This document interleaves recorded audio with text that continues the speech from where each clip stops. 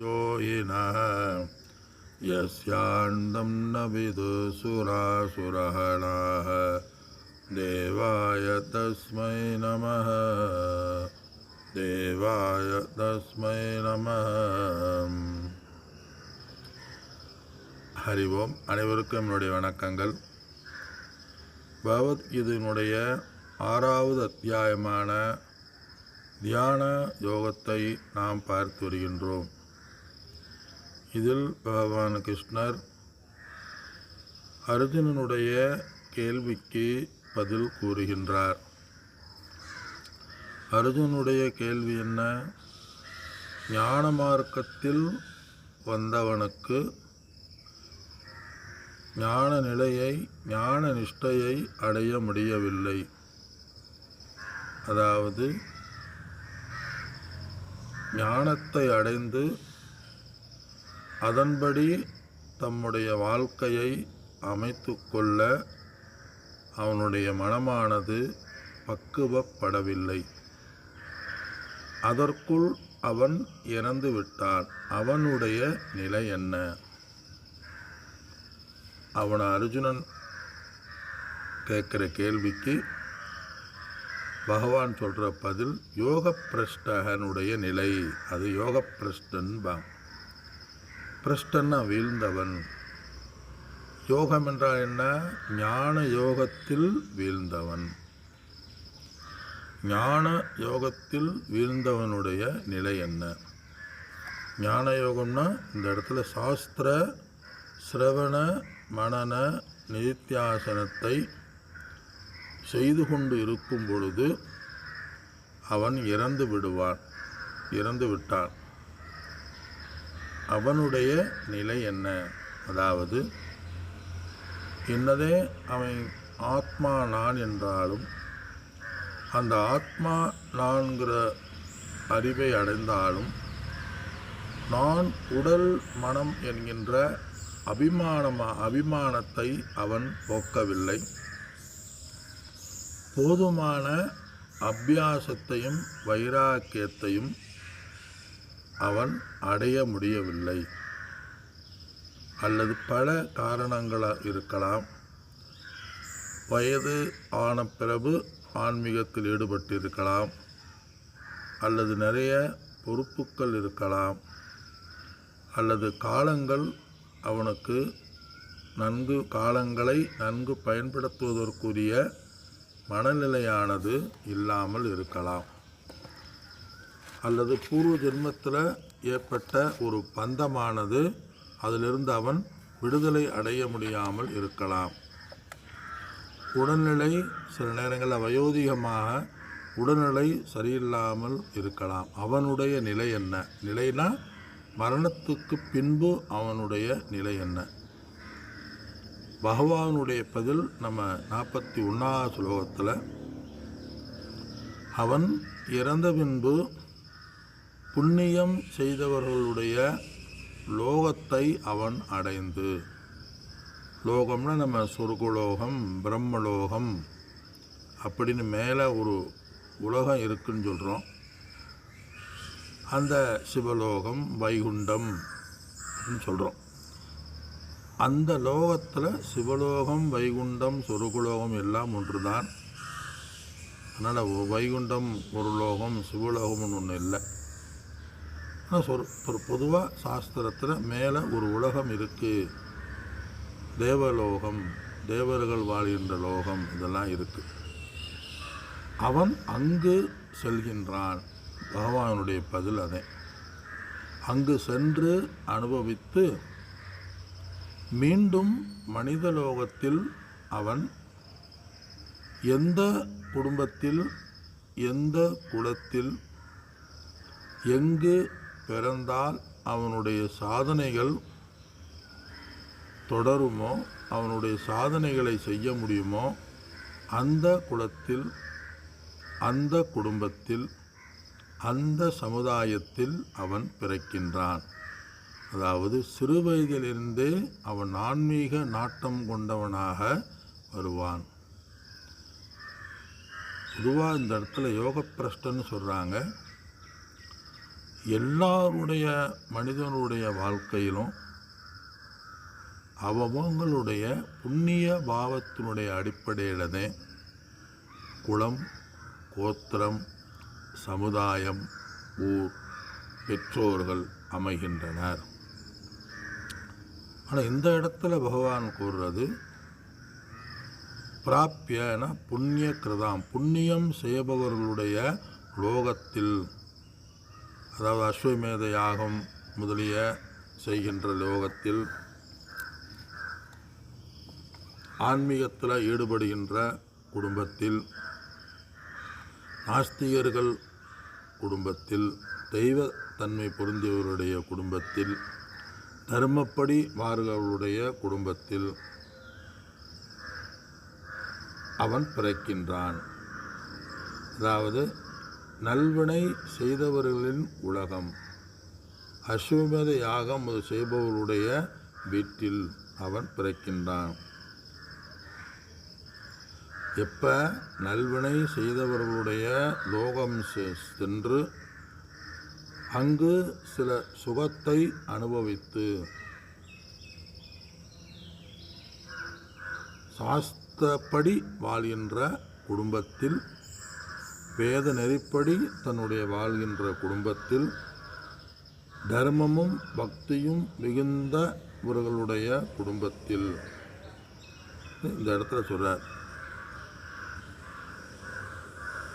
பிராப்பிய புண்ணியகிருதாம் லோகான் உஷித்வா, புண்ணிய லோகத்தை அடைந்து உஷித்வா அங்கு வாழ்ந்து, சாஸ்வதக சமாக பல வருடங்கள் சம்பத், அதற்கு வந்த காரணத்தால் அவன் சமாகனா பல வருடங்கள் வாழ்ந்து, முதல் வரி.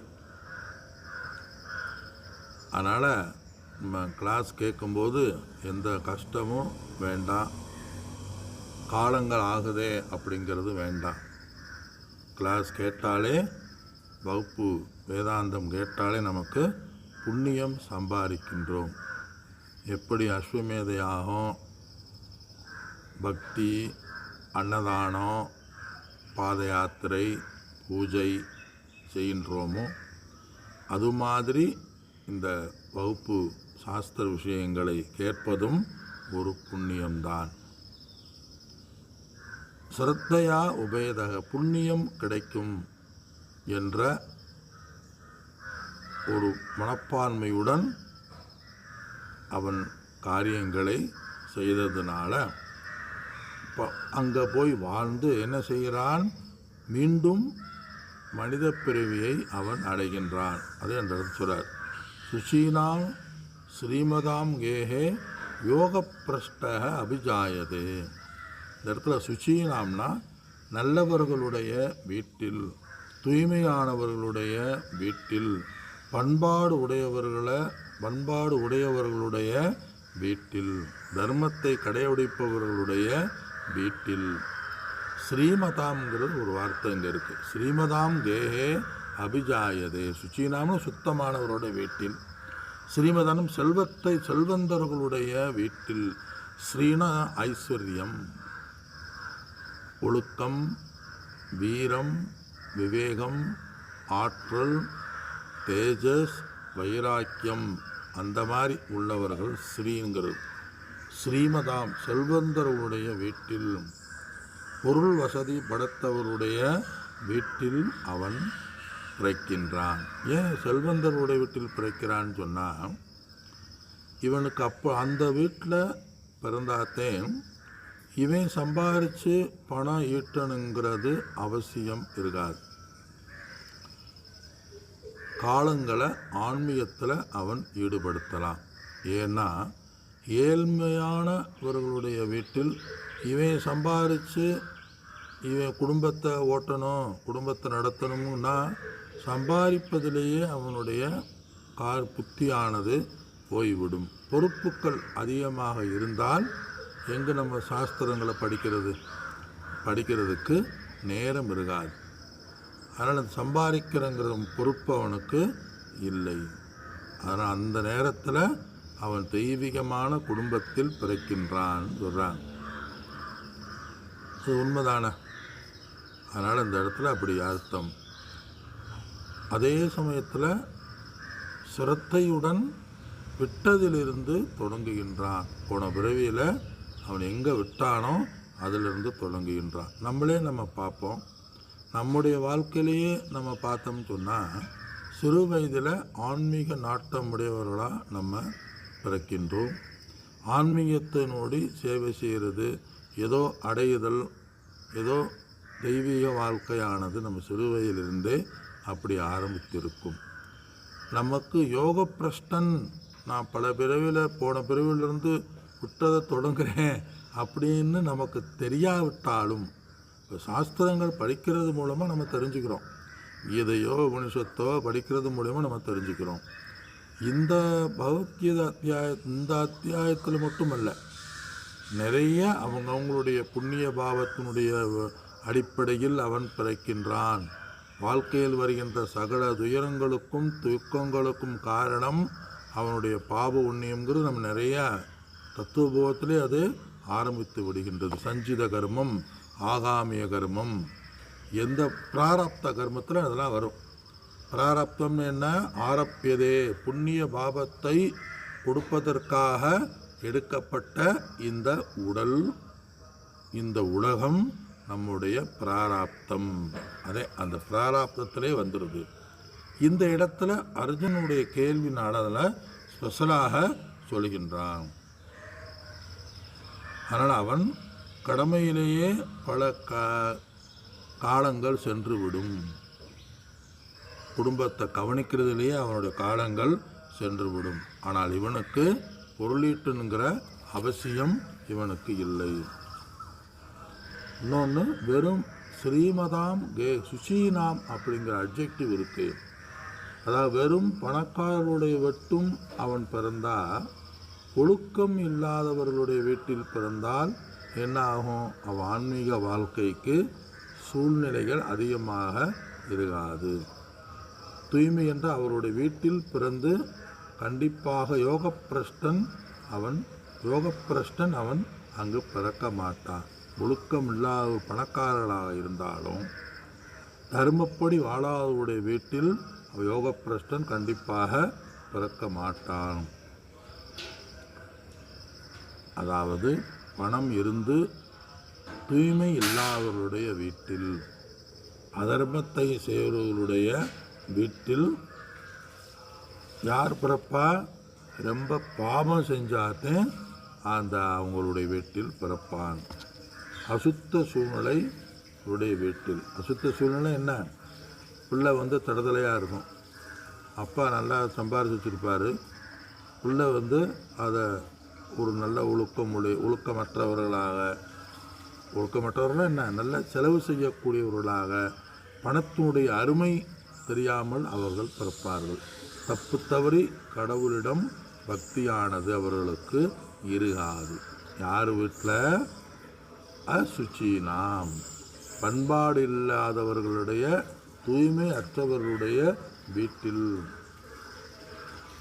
அதனால் இந்த இடத்துல பண்பாடும் நம்ம கலாச்சாரமும் இருந்தால் அது ஒரு செல்வந்தர்களுக்கு, ஒழுக்கம் இருந்தால் அது ஒரு அவர்களுக்கு அது ஒரு வரப்பிரசாதம், அலங்காரம். அதனால் செல்வம் யாருக்கு இருக்கோ, லட்சுமியும் சரஸ்வதியும் அக்காளும் தங்கச்சியும் ஒன்றா இருக்க மாட்டாங்க. லட்சுமி இருந்தால் சரஸ்வதி இருக்க மாட்டாங்க, சரஸ்வதி இருந்தால் லட்சுமி இருக்க மாட்டார்கள்.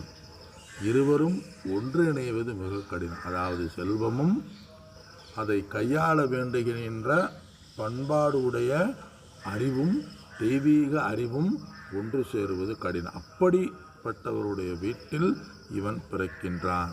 அதனால் பெரிய பணக்காரர் இருப்பாங்க. மகன் ஆடிக்காரில் எடுத்துகிட்டு போய் ஆக்சிடென்ட் பண்ணுவான். ஆடிக்காரில் எடுத்துகிட்டு போய் மது அது மாதிரி பழக்கங்களுடைய மகனாக பிறப்பான். நம்ம சில வீடுகள்லாம் நம்ம பார்க்கலாம். ஆனால் அதே சமயத்தில் தெய்வீகம் உள்ளவர்களுடைய வீட்டில் பிறக்கவர்களையும் நம்ம பார்க்கலாம். இந்த இடத்துல சுசீனாம் கேஹே, தூய்மை உடையவர்கள் வீட்டில், அதற்கு தகுந்த சூழ்நிலைகளுடையவருடைய வீட்டில் அவன் பிறக்கின்றான். பண்பாடு, அதனால் இந்த இடத்துல பண்பாடு இல்லைன்னு சொன்னால் அது எவ்வளவுதே இருந்தாலும் அந்த செல்வமானது நிலைக்காது. இதே இதனுடைய கருத்து. ஆக யார் எப்படி சூழ்நிலை என்ன, பொருளாதார சூழ்நிலை என்ன, ஒழுக்கமே இந்த பிறவியில் செஞ்ச புண்ணியத்தினுடனே இந்த ஒழுக்கமே வருதான். தர்மத்தின் மீது ஒழுக்கத்தின் மீது நம்ம காதல் கொண்டு அதை விரும்பி வாழ்வதே நம்ம புண்ணிய பூர்வ ஜென்ம வினைகள் தான். எல்லாமே பார்த்திங்கன்னா அடிப்படை கருத்து எல்லாமே நம்முடைய பூர்வ ஜென்ம வினைகள் தான் அமைகின்றது என்று பகவானுடைய பதில். இந்த அடுத்த ஸ்லோகத்தில் யோக பிரஷ்டனை இரண்டாக இந்த இடத்துல பிரிக்கின்றார். அடுத்த ஸ்லோகம் 42வது ஸ்லோகம். அதவா யோகினாமேவ குலோ பவதி தீமதாம் ஏதத்தி துர்லபதரம்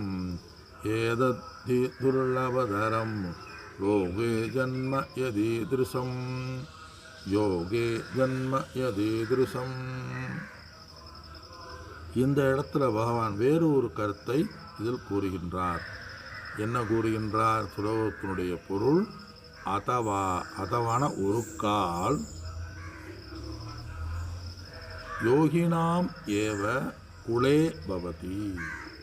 இந்த இடத்துல யோகினாமேவ குலே பவதி, ஞானியனுடைய குலே பவதி, ஞானியனுடைய வீட்டில், அறிவை உடையவர்களுடைய ஞானத்தை உடையவர்களுடைய வீட்டில், தீமதாம் பண்பாடு உடையவர்களை வீட்டில் பிறப்பது இந்த உலகத்தில் என்ன துருளபதரம் கிடைப்பதற்கு அரிது என்று பகவான் கூறுகின்றார். அதை நாம் அடுத்த சத்சங்கத்தில் இந்த சுலோகத்தினுடைய பொருளை பார்ப்போம். அனைவருக்கும் என்னுடைய வணக்கங்கள். ஹரி ஓம்.